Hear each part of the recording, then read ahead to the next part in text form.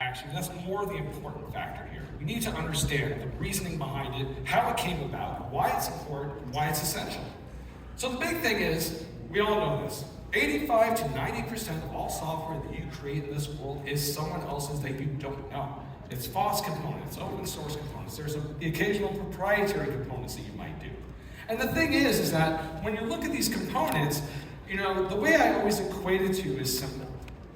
Whenever I talk about the components itself, I talk about in terms of actually coders, right? Artisans. They're artisans of their craft. They create art. They do. And coders use the mediums that they have, right? The languages they choose, the packages they choose to do such. And the thing is that coders are naive. I'm a coder by trade. I have a background. I want to solve a problem. I want the best tools I can use to solve that problem, so I'm going to do that. And the thing is that the problem is that we pull in libraries that we need to do functions and the things that we do, and we just use them because we have to use them.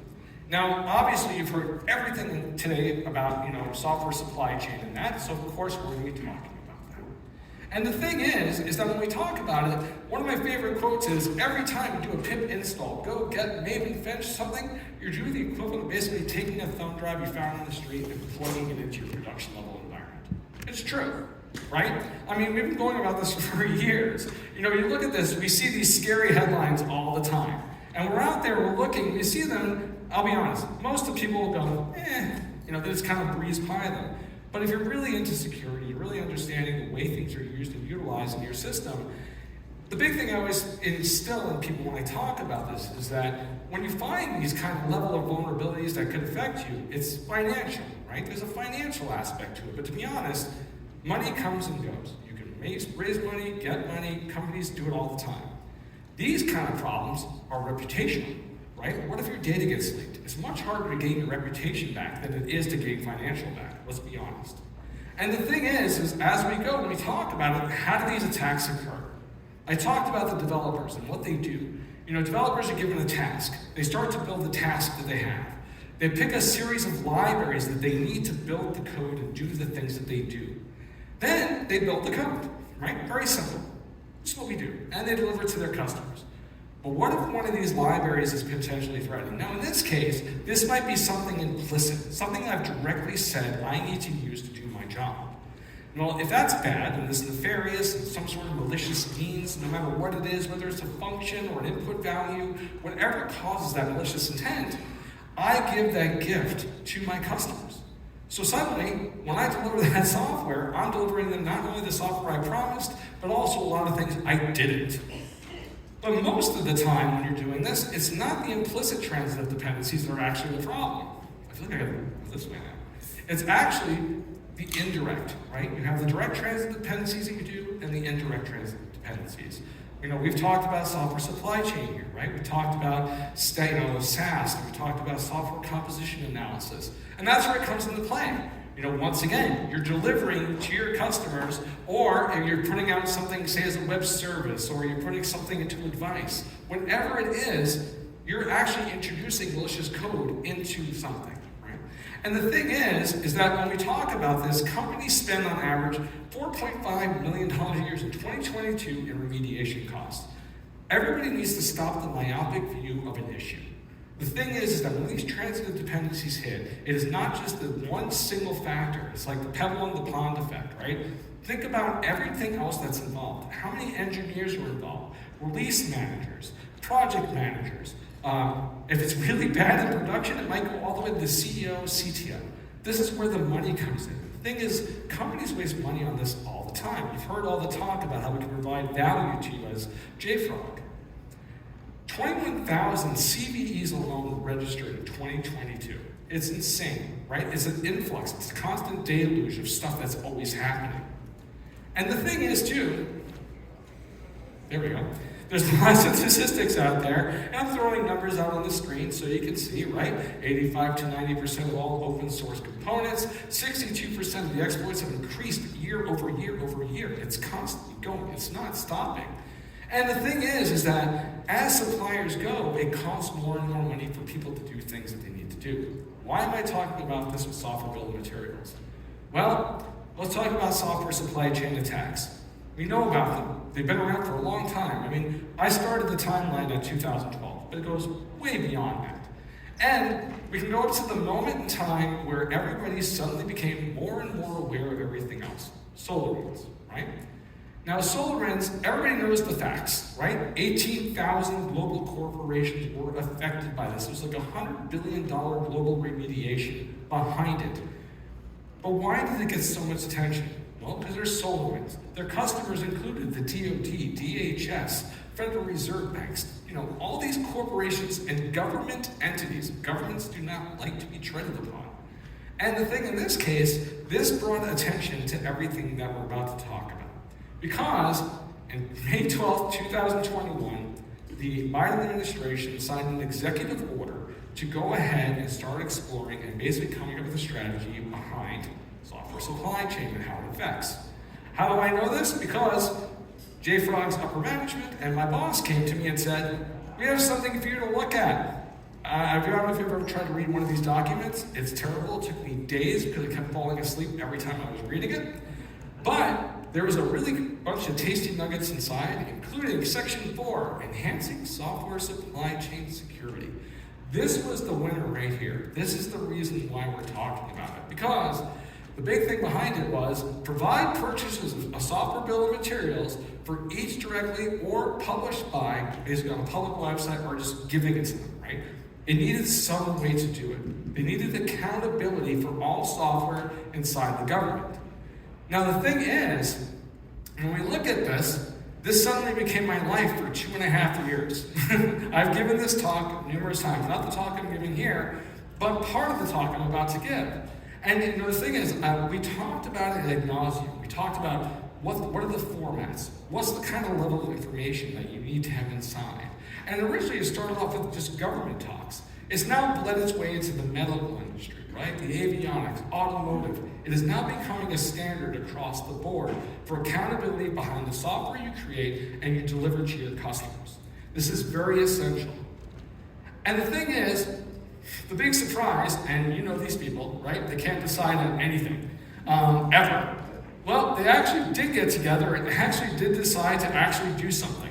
And when they did it, they decided to pass the Software Supply Chain Risk Management Act of 2021 by an outstanding majority, surprisingly. There was only 14 people, and you can probably guess who they are, who voted against it. But they did, and they passed it, and it became a law. You actually had to have some sort of level of attribution towards this. It became a real thing.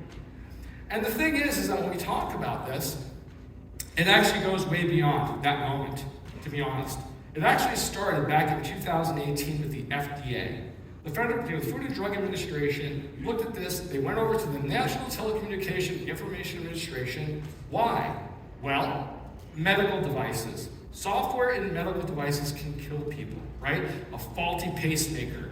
Somebody hacks a bunch of, listen, there was a DDoS attack that happened years ago that was caused by thermostats. Now picture you're on a ventilator. Picture you're on a kidney dialysis machine. Any sort of monitoring in medical. So the FDA said, we need accountability behind this because if somebody dies by a medical device, we need to know what's inside, why, and how. And then it became part of the standard, by the way, on getting medical devices approved. So when we look at this, they actually came up with this idea of a standard. And the standard came around, and the idea is that when you have an application, you need to supply a series of components. This was like the raw form that came out. And so these are all the things that you need to do to inform your customers and have attribution behind all the pieces of software that you're using to build it.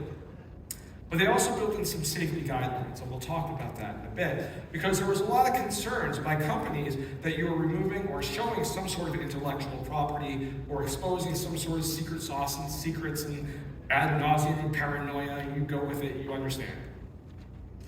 Well, their idea was simple. Just what they did with food. Let's go ahead and look at the ingredients, right? Let's make it simple.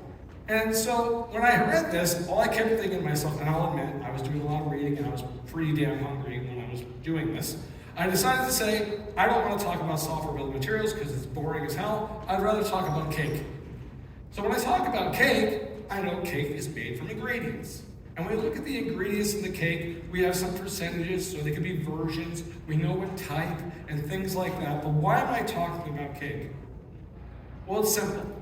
Because cake's fun. Cake's more important. We're all kind of hungry. It's end of day. I want to be your last speaker. Make you all happy so you can get out of here, right? So go get some cake. But the thing is that we know things about cake, right? And cake can be the same across the board. When we look at it, right, we know it could be an individual cake, it could be part of a larger cake. We know that somebody made it, we know that it was mixed somehow, we know it was baked in an oven, or it could be one of those ones that wasn't, it doesn't matter. It could be tasty, we don't know, you might probably want to taste it, but we know that the ingredients have been used.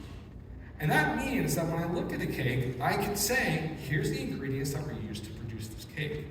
Now you could include additional supplemental information, such as maybe how it was made, or the how to do it, but it's not a necessity. Because you have it, this just helps you actually assemble the cake, right? Actually put it together, follow the instructions.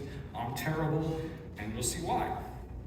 Because what if I take one of the ingredients?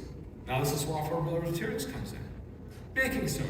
Now I will tell you right now, I can be an awful cook. Terrible. I've tried to impress people, not so much. What if I change baking soda for baking powder? I've done this, right? I said, see people agree, because you know this, they look the same, don't they? They look pretty much the same. Baking soda, baking powder. Yeah, sure, there's a little more fluffy and stuff, or whatever. But I'll tell you, the results are vastly different, right? If I can show a cake, that's baking powder, that's baking soda. They are not the same, right? But this is also the idea behind software bill of materials. It's very simple.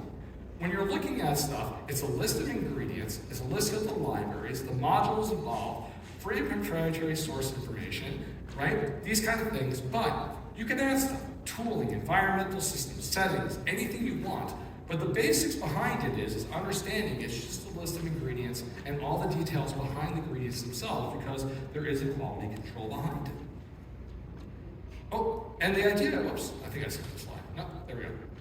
And the other idea behind it too is, with the software bill of materials, when I do find something nefarious, it allows me to take that information and search through the versions of things I have, and if I'm affected by it, I know which versions to avoid, and I can let my customers know which ones have those. It's also a way for your customers to know if they have them also.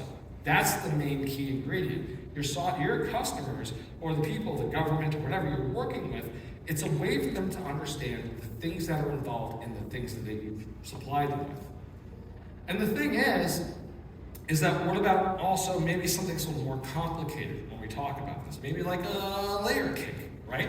When we look at a layer cake here, we know that each cake can be made differently. They don't have to be the same ones. They can actually be made of different ingredients if you want, right? They could have been baked differently. They could, maybe they're delicious together, maybe they're not. Who knows?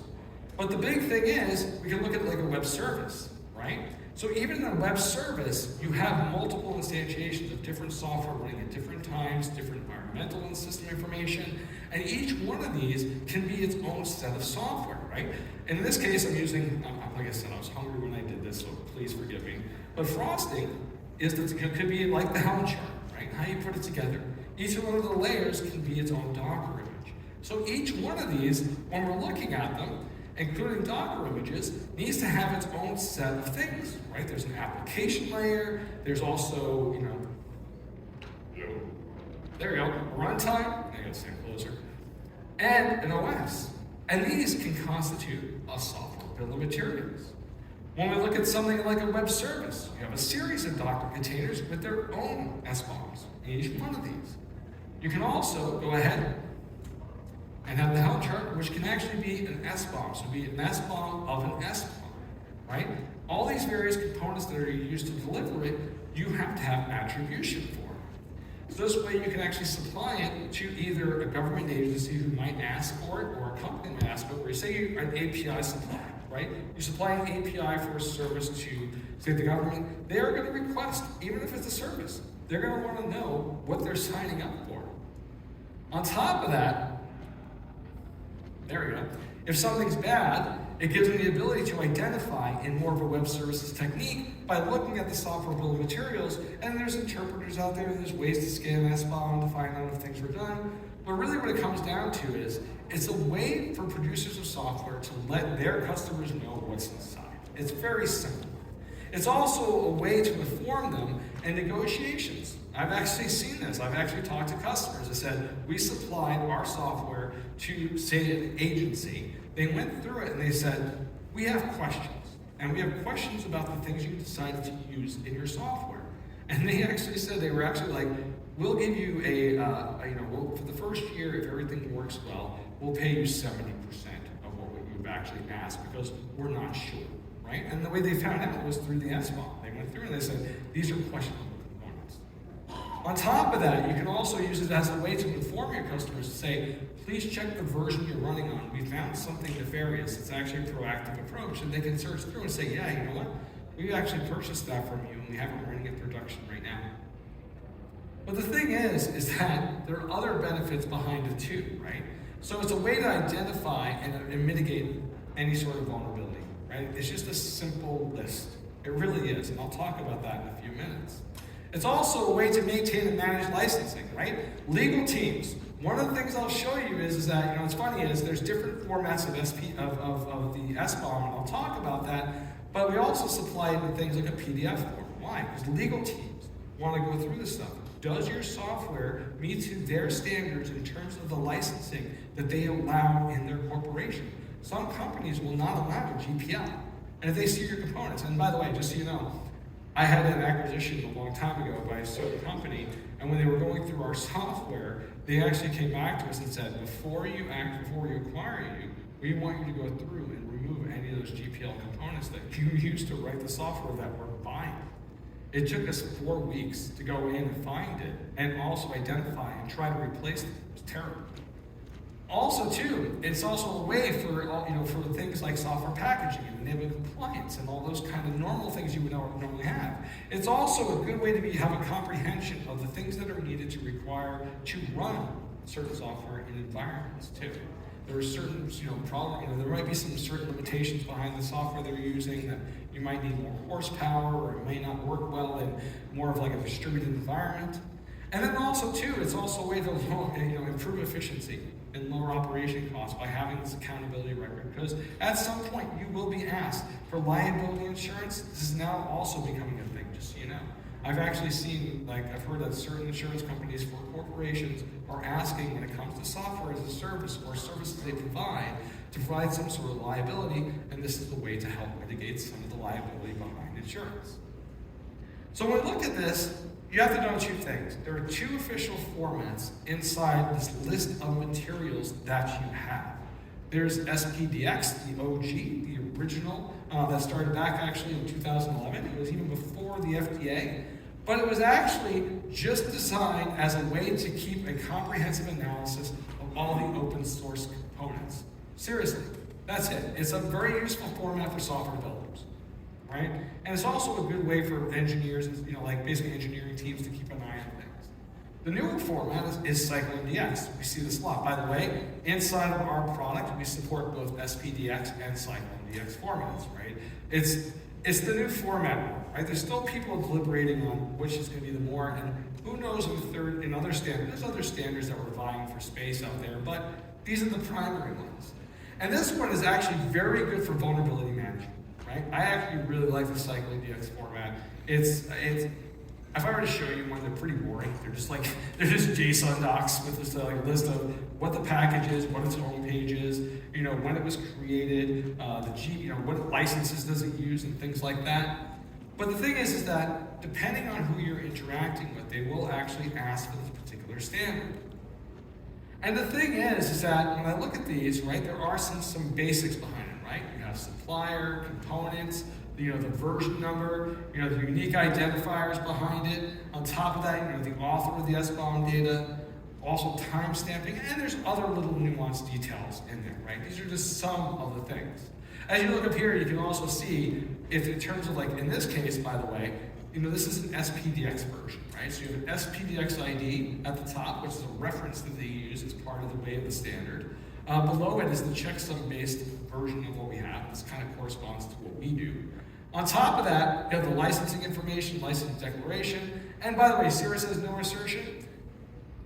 A lot of companies are actually, as funny as, a lot of information now for a lot of these public libraries that are out there are missing key data in the actual, the reason why I brought this up is, in this one right here, this is actually missing key data inside of the file of the definition of the header, right, in this case. I mean, there's always a manifest, there's always a header, there's always, in every package type. And sometimes, some software development organizations are learning they need to start filling in this information and making sure that the software they have adheres to the standard, or they might get rejected because they might show up with a thing that says, no assertion. So, what are some common misconceptions with sbom? Well, first of all, it is not a roadmap to attackers, right? It's just a list of ingredients. If I gave you a list of ingredients and I told you I want you to make me a cake and you've never made a cake before, I mean, how many people watch the Great British Bake Off, right? They give this one segment of it when they do it, where they say, here's a list of ingredients, we want you to make this. And everybody's like, what the hell is this? And there's no instructions. Same idea. Also, too, it does not have you disclose any source code. Your source code is protected. You do not have to disclose any of that unless the company asks for it. I've seen that too, actually. And some companies will ask you, yes, put your source code in escrow because we're afraid you're going to shut down. Seen that. Also, too, it's also just a list of the software components inside. No intellectual property, no IP, nothing. If I told you what I use for software, but I don't tell you, and I tell you what I made, you're not going to be able to figure out how I made it. Like you could, I guess you could reverse engineer it, probably do it better. But the idea is simple. It's just a list of components. And also, too, I'm going to show it to you really quick. I said my talk was going to be quick, so I want it to be nice. So let's take a look, right? And in this case, I'll show you my settings. Let's go over here. So if you guys are using it, just to let you know, software bill of materials is baked into X-Ray, right? If you're publishing your builds into Artifactory at any point in time, and you're using this, if you look here, here's a container, right? This is a software container. You guys have seen this demo, it's all out there, right? This is all our usual stuff. And of course, over to the left-hand side, I can just go over right here, select sbom, and here's actually a list of all the components in this container. OS, runtime, the application itself. And in this case, when we look at it, I can go ahead and figure out what kind of formats I want to go ahead and export this as. Probably should be my screen right over here. There we go. So in this case, I can actually even export for, like, say, those legal teams. I can go ahead and actually say I want to export the sbom as a PDF. Not recommended, don't really have to do it, but some legal teams prefer that. I can also go ahead and choose, by the way, so SPDX and CycloneDX is a format, right? But you can actually choose the output values in this case, right? It could be Excel, it could be XML, it could be JSON. Same thing with CycloneDX, only has two, right? XML and JSON. Because actually, there are tools out there that that people are using for cataloging, right? They buy your software, they ask for your software building materials, they suck it up into whatever cataloging system they have. It allows them to easily go in and search it and have attribution behind it as a way to hold you accountable. And the thing is that when we do export any of these, it's actually pretty straightforward. Like I said, I'll just go in and export it as a PDF, hit next, but you have to make sure that you have all your publishing steps, right? And just give you an example, like this Docker image that I have here, I can go in and show you the one that I actually used to build it, and this is the best part, this is the part I really dig, is that, say I have a, here, we'll go to a Docker image, right? And inside of Artifactory, I hope you guys know this, that one of the best practices I teach everybody, I show it to everybody because I think it's the coolest thing, is that, like, here's a version of a Docker image. I'm gonna go to the application layer, in this case, right? I'm gonna show you, here's my Node front end, my Java backend that I'm running. If I do this, I can go in, and actually while I'm in here, I can show you in X-Ray how I can even go in here and actually create an sbom, right? I can export it, I can export the scan data, this brings me back again, SPDX and CycloneDX formats. But also too, with Artifactory and X-Ray together, I can also go into the individual applications that I have here. And I don't think I'm doing a scan on this build. Oh, I might have done it, I did. And I can go in here and actually also too, export the sbom for the application living inside that container, right? This is once again that multifaceted aspect behind this. So the thing is to keep in mind, when you're talking about sbom, it doesn't need to be scary. If you're one of our customers, which I hope you guys are, right? You're here. If you use X-ray, it's baked into X-ray. We make it easy. Make sure you're publishing that build information. Because the thing is when you're publishing that build information, not only you can get the individual build aspects in terms of the sbom here, but remember, you can find the build that actually created it itself if you wanted to do it there also. Export the data here. You can also go back, right? You can go in here, and you can find every location of every library that you have when you are building your software. So if you do run into a problem with sbom, and somebody goes, well, you know what? We found this issue in your software. We want you to take a look at it. And we look at it and we say, oh man, you know what? We've actually been including all these versions of this particular potentially malicious and nefarious component that our customer just informed us about for the past 128 builds. I should be able to go in and actually look at the the actual sbom for each one of these builds, and I can actually differently compare them to see what's changed over time, so I can avoid sometimes some legal compliance and other issues like that. So software bill of materials doesn't have to be scary. I just want to say, actually, if there's any questions, let me know. And if not, thank you. Keep my son.